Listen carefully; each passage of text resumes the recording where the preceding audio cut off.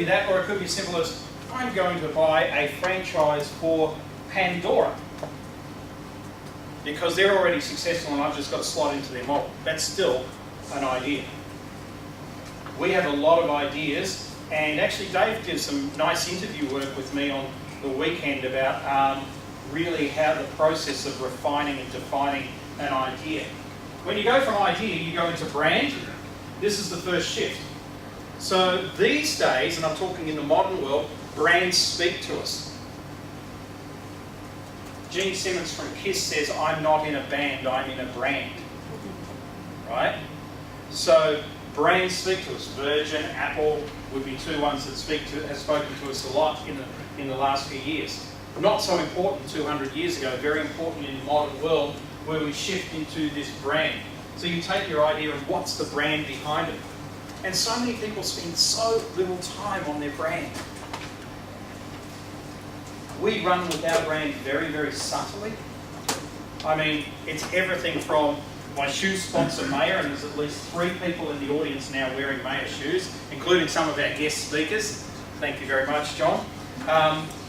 As part of having a certain look, a certain feel, all the videos that you see from us, the way in which we do material, and interesting for talking with Kevin at the break, who's involved in a lot of this transformational work with entrepreneurs, and he said already he sees what's different that we do than what everybody else does. There's another pair of Mayer shoes going past right there. So branding, well done. Branding is very, very important. And when we go to brand, our idea and our brand and the reason behind them, and coming to the idea, it's not about having the idea that just attracts, it's about having the idea that has purpose. When you get that, what will happen is you start to attract team. And attracting team, what we've found is the people that do this well in entrepreneurship, Richard Branson is a great example of this. Do you think that Richard Branson advertises for jobs? Do you think Google advertises for jobs? Right? They have created so much attraction through the quality of their idea, the why behind it, and their brand, that people go to them for jobs all the time. They've got lists of people who want to work for them. Have you? And the reason you haven't is because you haven't done this well enough.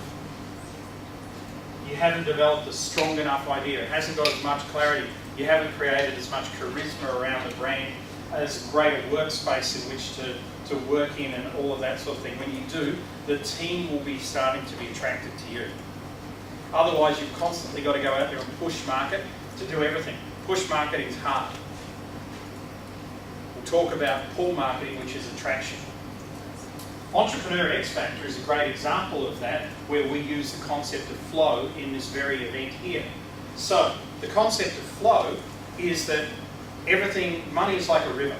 In fact, money comes from water, the word water, because there's 83 words in the English language that are money orientated that are around water. Currency, bank, liquidation, to give you floating interest rates, to give you an example. It all comes from water. That was the original currency. Then it went to salt, which is why you get celery, because it's saline. Okay, then you're worth your weight in gold, which is the next thing. And so that's where all of those terms came from. So when you come back to Entrepreneur X Factor, we simply look at what's flowing and what's not. We can't decide to build a dam in the middle of the river and stop the river. Generally speaking, unless we're really industrious little beavers, we're going to get washed away. So what we need to do is we need to look at the river, and the river is the marketplace, and we need to say, where should that marketplace guide us? For example, on our Australian leg of the tour, this might blow you away. We're doing Perth, Adelaide, Hobart and Melbourne. So, when I said to Dave, shall we do Australia? He said, yeah, sure. I said, where do you want to go? He said, I don't know, where should we go?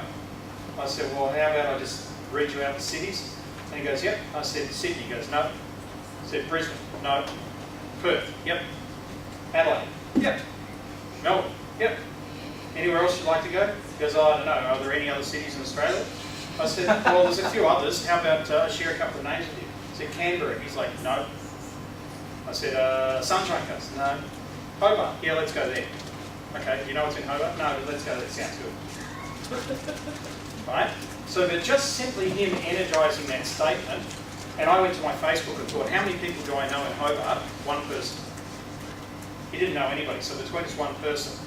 That one person has strangely enough connected us with another person, and through that second person now, we have actually created a much bigger event than what this one here is already. Now, strangely enough, out of that flow thing, we took Brisbane and Sydney off the list because, to be honest with you, we haven't had good results in Brisbane and Sydney in the last couple of years. So we go, okay, Brisbane and Sydney's out of flow with us. We're not in flow. Since we've done that, this year everybody's going, oh, you bring this to Brisbane. So we're now bringing it, we've just added Brisbane literally over the weekend to the tour dates, and because people are asking us to come. And a couple of people have just asked us from Sydney too, yet we're going probably more flow before we go. Yeah, totally.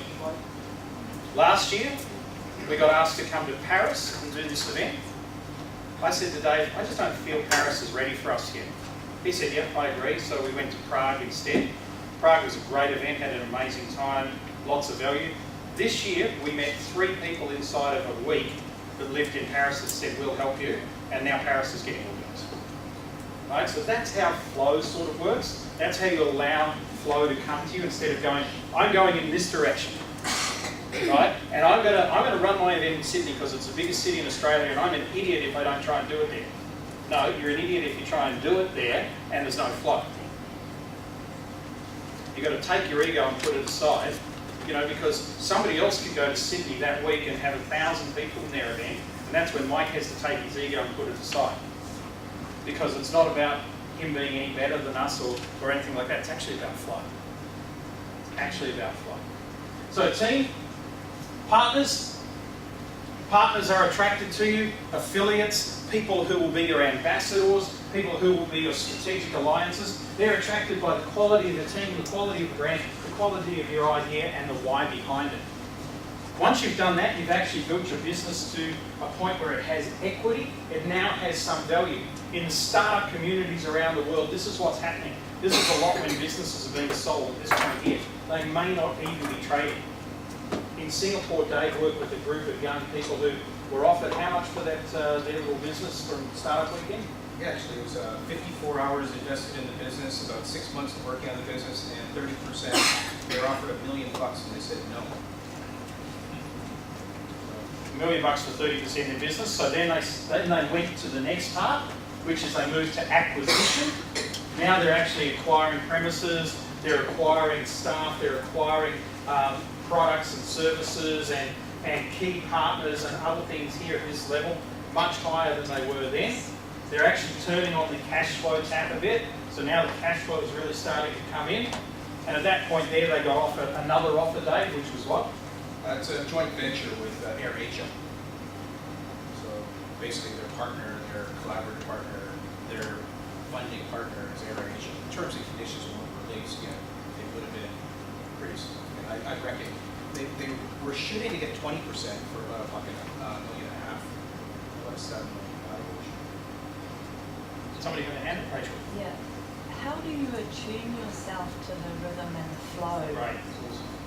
Great question. The question is, this is almost seasonal as well. It follows seasons, right? So this is spring, summer, this is autumn, and this is almost winter energy here. Winter's when we just lock down and everything's just happening. We're not making a great deal of transitions. So how you attune yourself to it is you simply would start to ask yourself really great questions. So a question that I might ask myself right now is, globally, what season is rock your life in? And I would say we're probably in a summer sort of area. So we're somewhere around here. We've got lots of partners, over 200 of them now worldwide.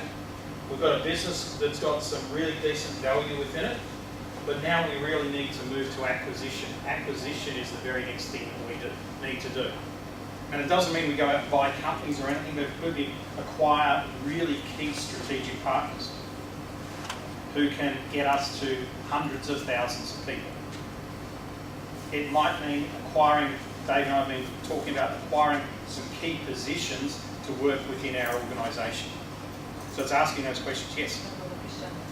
Can you talk about seasons? Globally, they may be different in different parts of the world? Is that what you're saying? No, I'm talking about the season of our business in totality. But I love where you're heading with that, because this is the thing that people don't do here. I mean, Do we have a property boom or not in this country at the moment? In Auckland? Okay, so in Auckland, this would be spring. Right? In Phoenix, it's still winter.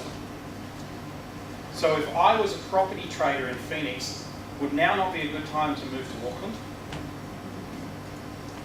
And 3 years ago, if I was a property trader in New Zealand, would now not be a good time to move to Thailand? So what we do is we don't think laterally enough as entrepreneurs. We think in our own backyard all of the time. You take once, and this is one of the things that Dave and I are playing with. We have an event in Istanbul for the first time this year. We've never worked in Turkey before, but we'll open up that market this year because flow has been starting to be created. So it's just asking yourself those questions. The last part of this is really, once you've done this, you've created a system. And this system can be used again and again and again. It can be used to have generation 1 of your business, generation 2 of your business, generation 3 and beyond. I think Rock Your Life is in generation 4 of itself at the moment. But it can also be used to apply to another business. Whenever we start anything, we go right back to the idea stage, what's the brand, etc., etc. If you look at Entrepreneur X Factor, there was an idea, it became a brand, there was a team that does it, there are partners all around the world, it now has some value. This year we're in acquisition mode. Any other questions?